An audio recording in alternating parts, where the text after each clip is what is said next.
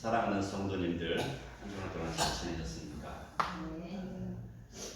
우리 인생들 살다 보면 참 여러 가지 일을 많이 우리가 겪게 됩니다. 한 주간 동안의 삶 속에서 여러 가지 희비의 사건들이 많이 파노라마처럼 이렇게 스쳐가는데, 우리 인생들, 이 세상을 살아나가는데 정말 많은 것을 필요로 하고 있죠.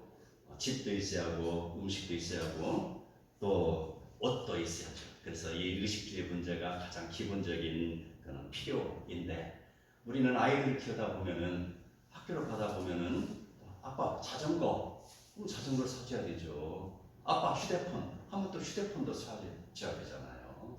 이게 현대 문명 속에서의 그런 모습들인 것이죠. 그거 안 사주면 우리 아이가 뒤처지는 것이죠. 그래서 기쁜 마음으로, 그래, 내가 돈 없지만 내가 이렇게 너에게 사준다. 자전거도 사준다. 너 이거 휴대폰도 사줄 테니까 아무 짓 하지 말고 공부 열심히 해라. 예, 아빠. 예, 아빠. 그러면요, 확실하게 약속을 하고 그가 생활을 할 때, 그러나 이 아이들이 그것을 잘 활용하고 있으면 참 좋으련만, 때로는 그것을 잘못 사용하여서 그 컴퓨터, 휴대폰 속에 있는 게임에 빠지고, 또 자전거를 타고 PC방으로 가고 계속해서 타락의 길로 가진다면, 바로 그러한 모습들은 우리가 원하지 않는 모습인 것이죠. 바로 그러한 모습은 성경에 나오는 탕자와도 같은 모습들인 것이죠. 인간은요, 한없이 욕구의 충족을 채우기 위해서 노력을 하는 것이에요.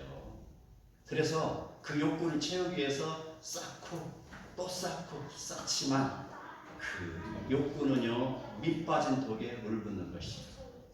자기 호주머니에 구멍이 뻥 뚫려 있으면요, 그 속에다가 한 바가지 물을 넣어보세요. 처음에는 꽉 차는 것 같지만 다 빠지죠.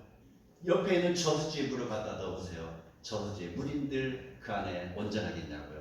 다 빠지고 말 것입니다. 한 뼘밖에 안 되는 인간의 가슴에 박힌 욕심의 항아리는요, 너무너무 커서요, 그 밑에 빠진 그런 독가루 같아서 그 속에 태평양의 물을 다 집어 넣는다 한들 그 욕심을 만족시킬 수가 없는 것입니다. 오늘 하나님께서 우리에게 주신 이 말씀이 바로 탕자가 집을 나갔을 때 아비가 그의 아들을 기다린 같이, 이스라엘이 탕자와도 같이 하나님을 멀리 떠나서 죄악의 길에 빠졌을 때 하나님께서 그 백성을 기다리시고, 또 그 백성을 바로 회개하고 구원의 길로 오라 라는 메시지로 우리에게 다가오는 내용입니다. 첫 번째, 바로 구원으로 초대하는 내용이 되는 것입니다. 55장 1절에 보면은 목마른 자들아 오라 라고 했습니다. 자, 오는데 너희가 돈을 1,000원을 들고 와라, 10,000원을 들고 와라, 그게 아니죠. 어떻게 옵니까? 돈 없이, 값 없이 오라는 것이죠. 그래서 와서 포도주와 젖을 사라. 세상의 논리는 물건 값을 지불해야만이 물건이 구매가 됩니다. 그러나 하나님의 논리는 바로 값 없이, 돈 없이 포도주와 젖을 사라는 것. 이게 바로 천국의 경제 원칙입니다. 자, 구원받은 사람들, 구원으로 초대를 받는 사람들 값없이 오는데, 그러면 그 대상은 과연 누구일까요? 그 대상은요, 바로 모든 사람이 되는 것입니다. 부한 자나 가난한 자, 건강한 자나 아픈 자, 아니면은 바로 높은 자나 낮은 자 할 것 없이 모든 사람이 바로 구원으로 초대의 대상이 되는 것이죠. 자, 이 말인즉슨 이스라엘에서 바로 이방인에 이르기까지, 우리가 아까 찬양했죠. 해 뜨는 데서부터 해 지는 데까지라고 했죠. 바로 이스라엘에서부터 이방인에 이르기까지 모든 사람이 바로 초대받을 대상인 것이죠. 그러나 이 복음을 거부하는 자들은 초대에서 제외되는 것입니다. 복음을 받아들이는 모든 사람이 초대받는 대상이 되는 것입니다. 자, 그런데 이제는 초대받을 자격이 과연 무엇이 있을까? 자격. 자, 우리 대학교 시험을 보려면은요, 자격이 있죠. 바로 고등학교 졸업장을 가지고 와야 되는 것이죠. 못다녔으면 검정고시 합격증을 가지고 와야 되는 것이죠. 분명하게 자격이 있습니다. 아무에게나 자격이 주어지는 게 아닙니다. 바로 그 자격은요, 목마른 자들이 되는 것이죠. 세상의 즐거움에 만족하는 자들은 목마름이 없죠. 예수님께서 고아와 과부와 가난한 자들을 위해서 이 땅에 오셨다 하는 그런 내용이 무슨 내용일까요? 바로 예수님께서는 부한 자, 잘난 자, 귀한 자는 그들이 구원받을 대상이 아니라는 것은 아니죠. 바로 잘난 자나 귀한 자나 높은 자도 구원받을 대상이지만 가난하고 줄이고 목마른 자들을 위해서 왔다는 것은요, 바로 이 가난하고 바로 줄이고 목마른 자, 바로 고아와 과부와 이런 자들일수록 은혜를 더욱더 갈급한다는 것이죠. 내가 많이 가지고 있는 사람은 누군가로부터의 은혜가 필요 없어요. 그러나 내가 가지고 있지 않고 내가 궁핍한 사람일수록 누군가로부터 은혜를 간구하는 것이죠. 그래서 초대받기 위한 자격은 바로 목마름이다. 은혜에 목마른 자가 자격이 주어지는 것입니다. 집을 나갔던 탕자, 그는 자기가 가지고 갔던 모든 것을 다 소진하고 탕진했죠. 이전에는 그는 누구의 은혜도 필요치 않습니다. 자기 스스로 바로 고급 수영차도 몰고 나오고 고급 룸사롱에 들어가서 돈을 물쓰듯 낭비했을 때는 누구의 도움도 필요치 않았습니다. 그러나 그 탕자는 이제 자기가 가지고 있던 모든 것을 다 소진하고 보니 이제 의식주가 걱정이 됐어요. 그래서 집으로 돌아갈 수는 없고 바로 돼지 무리에 가서 돼지 치는 일을 돕고 밥이나 제대로 얻어 먹습니까? 바로 쥐 없는 열매로 배를 채우는 그런 불쌍한 사람이 됐죠. 정말 쫄딱 망하고 나니 이제는 그는 바로 아버지의 은혜를 기다리는 것이죠. 그랬을 때 그는 비로소 아버지 집에 찾아가는 아버지로부터 자기의 필요를 채울 수 있는 그 자격이 주어지는 것이죠. 바로 하나님의 잔치에 초대받기 위한 자격은요, 영적인 목마름을 느끼는 자들에게 주어지는 것입니다. 그렇다면 초대받을 장소는 어디일까요? 초대받을 장소, 성경에서 말합니다. 물로 나오라 라고 했습니다. 물로 나오라, 그리스도에게로 나오라는 말씀입니다. 나 홀로, 원노주의자들 많죠. 나 홀로, 나 혼자만 잘 살면 된다 이거예요. 우리나라만 잘 살면 된다 이거예요. 바로 내 집만 부유하고 잘 살면 된다 이거예요. 다른 나라는 망하든지 어쩌든지, 나의 이웃은 망하든지 어쩌든지 나만 잘 살면 된다 라고 말하고 있습니다. 신앙생활하는 사람들조차도 말합니다. 저 뭘 하고 이렇게 귀찮게 예배당에 가서 예배를 드려, 나 혼자 예배 드리고 나 혼자 잘 살면 되는 것이지라고 말하고 있지만, 우리가 성냥 예배에 불을 붙여보세요. 장작에 불을 붙여보세요. 그 불이 장작 하나 있을 때 제대로 타오르겠습니까? 두 개, 세 개 겹쳐져야 불이 타오르잖아요. 바로 이게 성전의 의미를 이야기하는 것입니다. 성도와 성도가 모인 곳이 성전이고, 바로 이게 예배당이죠. 예배당이 그저 공간으로서만 기능이 아닙니다. 성도가 모이는 곳이 예배당이 되는 것이고, 이 성도들이 모여서 함께 찬양하고 기도하고 하나님의 말씀을 함께 나누었을 때 여기서 성령의 능력이 계속해서 일어나는 것, 바로 예배드릴 장소가 성전인 것처럼 물러 나오라는 것입니다. 분명하게 장소를 제공하고 있어요. 바로 사마리아 여인들은 자기 자신의 육신의 목마름을 해결하기 위해서 야곱의 우물가로 달려나갔지만 그의 영혼의 갈증은 어떠한 노력으로도 해결을 받지 못했습니다. 그랬을 때 예수님께서는 그녀에게 말씀하십니다. 이 물을 마시는 자마다 다시 목마르려니와 내가 주는 물을 마시는 자는 영원히 목마르지 아니하리니 내가 주는 물은 그 속에서 영생하도록 솟아나는 샘물이 되리라 라고 했습니다. 다시 한번 요약합니다. 물로 나오라는 것은요 바로 그리스도에게 나오라는 것입니다. 자, 나오는데 돈 없이 바로 와서 사 먹으라. 값 없이 영생하도록 솟아나는 샘물을 마셔라 라고 말씀을 하고 있습니다. 자, 물이 귀한 이스라엘에서 물 대신에 젖과 포도주를 지금 제공하고 있습니다. 인류가 치러야 할 죄에 대한 값을 해결하기 위해서 예수님께서 이미 다 제공했어요. 자, 내가 이 앞에 농협 마트에다가 지금 1,000만 원 예치시켜 놨습니다. 그리고 우리 성도들에게 얼마든지 가서 한두 개 이름만 적어 먹으시오 하면은 가서 먹을 수 있잖아요. 1,000만 원이 다 소진될 때까지.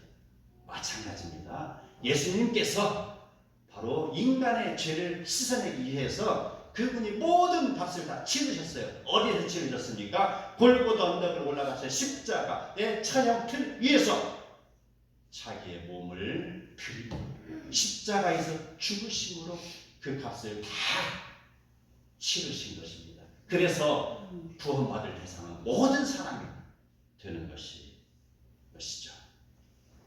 자, 우리는 그 예수님의 죽으심 그것으로 인해서 바로 우리는 구원에 이르는 것이고요. 바로 우리가 예수님 품으로 갔을 때 우리가 구원의 길에 진입한다는 거 우리는 믿으시기 바랍니다. 네. 자, 이제 그렇다면 여기까지 왔습니다. 초대받아서 왔어요. 초대받아서 왔으면 끝나는 것이 아니겠죠. 정말 중요한 것은 그 잔치에 초대받아서 왔을 때 그 잔치에 참여하는 것이죠.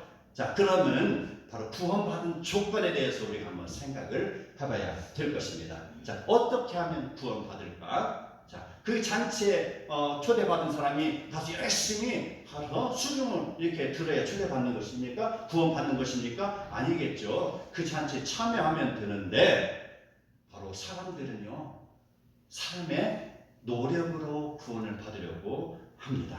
그래서 어떤 사람은요 바로 벽 앞에 바위 앞에 가고 면벽 분연을 하고 있던 사람도 있었죠.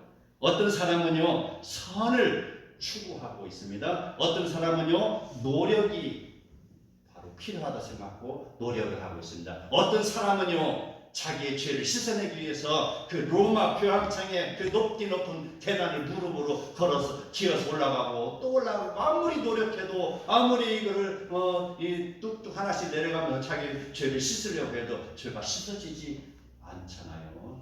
무릎에서 피가 철철 흘러내리는 그런 고행을 해도 죄가 씻어지지 않잖아요.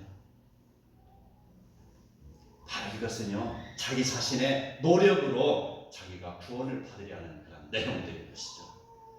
이처럼 사람들은요 자기 자신의 육신의 배부름과 만족을 위하여서 힘이 겹도록 최선을 다하며 자기 스스로 그런 영원한 구원에 이르기를 노력하고 있습니다. 그러나 이러한 모습들은 유한한 나라, 한계가 있다는 것이에요. 우리 인생이 몇 살까지 살아요? 요즘은 바로 의술이 발달해서 100세. 우리 어머니도 지금 92세시잖아요. 앞으로 10년 이상은 더 많이 장수하실 것 같은데 바로 이렇게 아무리 많이 산다 한들 이 세상이 유한하다는 거예요. 나의 생명이 유한하다는 거예요. 시간이 지나고 나면은 모두가 없어져요. 내가 그렇게 힘들게 정말로 365일 하루도 쉬지 않고 내가 열심히 일을 하다 보니 내 몸에 생긴 것은 질병뿐이요. 내가 죽을 날이 되니 내가 쌓아놓은 저 많은 노젓가락은 어떻게 하고 내가 짊어지고 가야 하는데 그 길을 가다 보니 너 혼자만 들어라 라고 하니 어떻게 합니까? 다 소용없는 거 아닙니까? 자, 유한한 나라의 현상들이 되는 것이죠. 자, 하나님 말씀을 듣고 그 사람들은 하나님 말씀을 들었지만 그 들었을 때 이것을 외면하는 자들이 됐습니다. 영적 긴장감이 없이 하나님 말씀에 무관심하던 그들, 부와 명예와 권력을 추구하며 세상을 살아나갔던 사람, 이런 것을 인생의 성공의 척도로 생각하고 바로 하나님의 나라는 관심조차 가지지 아니했던 사람들, 바로 유한한 나라에서 살아가는 사람들입니다. 그러나 바로 우리에게 구원받을 조건이 주어지는 것은 바로 영원한 나라를 사모하는 사람들의 삶이 되는 것입니다.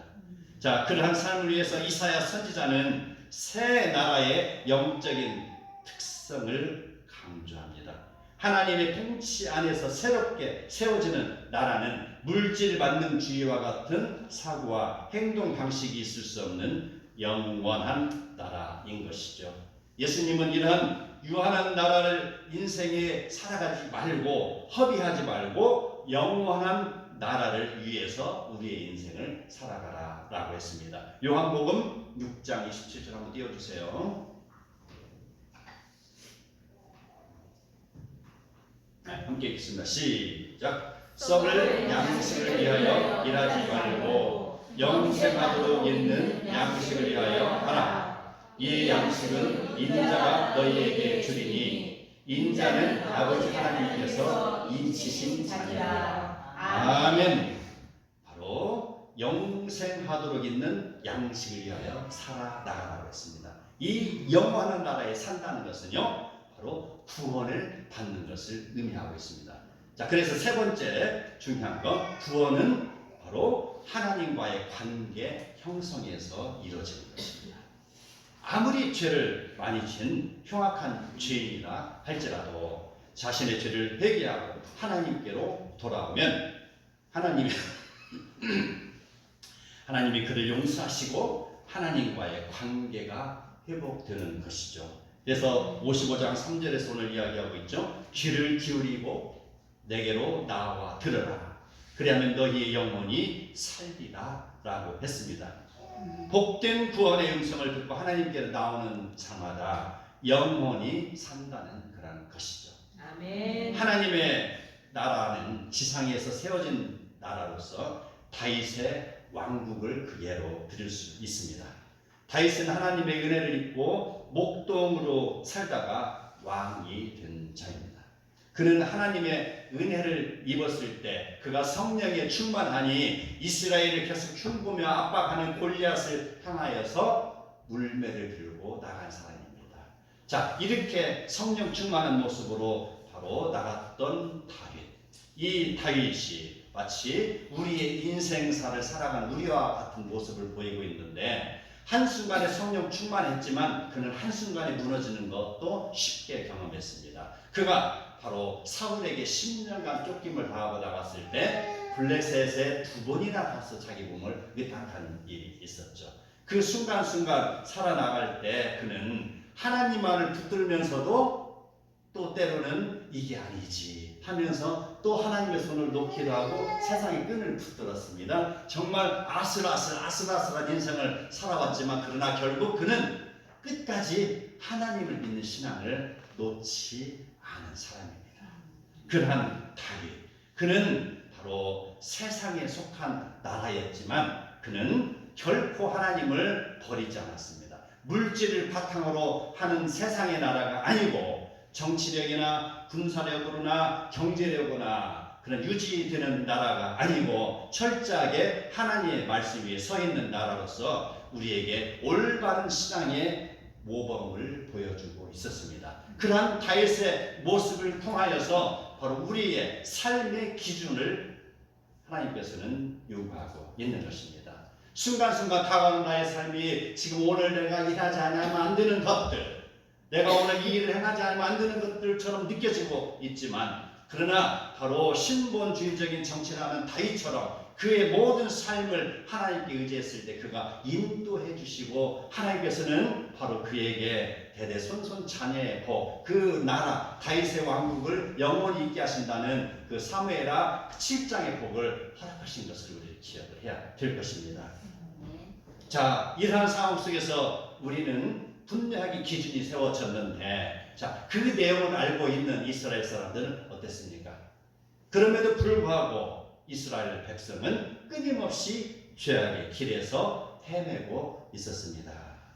그들은요, 하나님만을 섬긴다고 앞에 나가서 이야기했지만 뒤에 가서는 우상을 섬기고 있었습니다. 그래서 이 우상을 섬긴다는 것은요, 바로 내가 내 아내도 사랑하지만 내 옆집 아내도 사랑한다는 것과 똑같은 거예요. 간음이잖아요. 하나님만을 섬기는 것이 올바른 것이에요. 하나님만을 섬기는 것이 성결한 것이에요. 이방을 섬기는 것은 간음하는 것입니다. 그런데 이스라엘 백성은 어떻습니까? 눈에 보이지 않는 하나님, 아무리 불러도 보이지 않으니까 하나님 안 계시는가 보다. 형식적으로 가서 예배를 드립니다. 형식적으로는 그런 예배를 드리고 제물을 드립니다. 눈먼 짐승을 갖다 제물로 드립니다. 더러운 떡을 예물로 드립니다. 왜? 하나님이 안 보이시기 때문에. 하나님이 모르고 계시겠다라고. 그래서 그런 예배 드리는 것이 무슨 보험이나 드느냐, 가서 예배는 드립니다. 그리고 눈에 보이는 바로 바알신을 섬깁니다. 아세라신을 섬깁니다. 영적인 간음을 갖다가 온 백성이 하고 있었습니다. 그러한 자들 죽을 수밖에 없어요. 아무리 용서하려도 용서할 수 없는 그 백성 아닙니까? 그러한 백성들, 끊임없는 죄악의 길에 헤매고 있는 그 백성들을 향하여서 하나님은 에레미야 선지자를 통하여서 영원한 언약을 주셨습니다. 에레미야 32장 40절 함께 읽겠습니다. 시작. 내가 그들에게 복을 주기 위하여 그들을 떠나지 아니하리라 하는 영원한 언약을 그들에게 세우고 나를 경외함을 그들의 마음에 두어 나를 떠나지 않게 하고 했습니다. 자, 인간의 그런 고행이나 자기의 선행으로나 그런 여러 가지 여건으로는 도저히 해결을 받을 수 없죠. 버림받을 수밖에 없는 죄인들이잖아요. 그런데 하나님께서는 이야기했잖아요. 하나님께로 오면 된다고 했잖아요. 오면은 와서 바로 하나님의 손을 잡으면 되는 것이죠. 관계가 형성이 되는 것입니다. 바로 그러한 죄악에 물든 백성들에게 하나님께서는 그럼에도 불구하고 그들에게 영원한 언약을 주심으로 그들이 살기를 다시 한번 만들어주는 것입니다. 그 영원한 언약은 바로 예수 그리스도의 십자가입니다. 네. 바로 죄값을 미리 다 같이 치르신 것처럼 예수 그리스도의 그런 십자가의 사건입니다. 성경에는 이야기합니다. 영접하는 자, 곧 그 이름을 믿는 자들에게는 하나님의 자녀가 되는 권세를 주셨다고 했습니다. 그러한 자들은 바로 구원으로 인도되는 평화의 나라의 백성이 되는 것입니다. 이게 바로 하나님과의 관계 형성에서 비롯이 되는 것입니다. 아멘. 네 번째, 구원으로 초대에 합당한 자는 누구일까? 모든 사람이 바로 구원받을 대상이지만 그러나 하나님을 거부하는 자는 대상에서 제외되고 있었죠. 자, 우리는 이 사실을 정확히 인지를 해야 됩니다. 5절에 보면 이렇게 나와요. 보라, 내가 알지 못하는 나라를 내가 부를 것이며 너를 알지 못하는 나라가 내게로 달려올 것이다. 자, 이 말인즉슨 직역을 하면요, 보라, 너는 내가 알지 못하는 민족을 부를 것이다 라는 것입니다. 내가 알지 못하는 민족, 그들은요 스스로 지금 교만해져 있고요, 스스로 택함받은 백성이라고 여기고 있었습니다. 그러나 그들이 알지 못하는 민족이라는 것은요, 그들이 찾아보지도 아니하고 경멸하고 바라보지도 않는 이방인들을 지금 하나님은 이사야 선지자를 통해서 이야기하고 있는 것입니다. 너를 알지 못하는 민족, 그들이 내게로 달려올 것이다 말입니다. 이스라엘 사람들은 바로 그런 자기의 선민의식에 쌓여 있을 때 그들은 스스로가 구원받은 백성이라고 생각하고 있습니다. 그들은요 정결예식을 그런 겪기만 하면 구원받은 백성이라고 생각하고 있습니다. 할례를 받으면 그들은요 이스라엘이라는 그 범주 안에 들어만 있으면은 그들 스스로가 구원을 받았다고 착각을 하고 있습니다. 그러나 성경을 잘 읽어보십시오. 성경에 성경 어디에 이방인들이 구원받지 못하는 데가 있는가? 하나님 품으로 돌아오는 이방인들이 구원받지 못한다고 어디에 쓰여 있습니까? 이스라엘 역사 쭉 보십시오. 그 속에 구석구석에 바로 이방인들이 박혀 있잖아요. 성경에서 이야기하는 구원의 대상은요, 이스라엘이 주가 되지만 이스라엘 이외에도 이방인도 하나님 믿으면 다 구원에 이른다는 그런 포괄적인 믿음의 신앙이 주어지는 것입니다. 스가랴 8장 22절 함께 읽겠습니다. 시작. 많은 백성과 강대한 나라들이 예루살렘으로 와서 만군의 여호와를 찾고 여호와께 은혜를 구하리라. 아멘. 이스라엘은 바로 하나님이 준비해 놓으신 그런 구원으로의 초대를 거절했습니다. 거절했다는 것은요, 하나님 은혜가 필요 없다고 생각하는 거예요. 그들이 하나님의 은혜를 갈급하지 않기 때문에 자기의 가고 싶은 길로 곁길로 흘러버렸잖아요. 죄악의 길로 흘렀잖아요. 가늠의 길로 흘러버렸잖아요.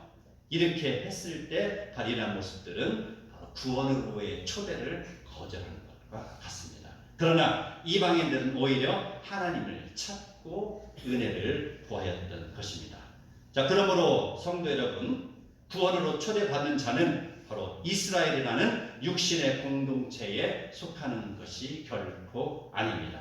종교적인 관습에 매여서 형식적인 예배를 드리는 것이 구원의 초대가 아닌 것이죠.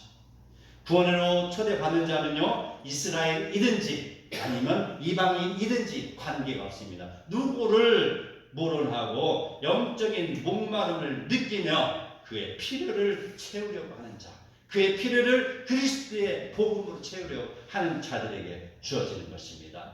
탕자가 아버지 품을 떠났을 때는 아버지의 그런 필요를 느끼지 못했지만 다시 돌아왔을 때 그는 아버지의 필요를 느끼고 돌아왔을 때 아버지가 받아줬던 것처럼 우리는 바로 구원의 초대에 응하는 자, 바로 하나님의 은혜를 간구하는 자들, 그러한 자들은 바로 영과 진리로 하나님께 예배하는 자들이 되어야 되는 것입니다.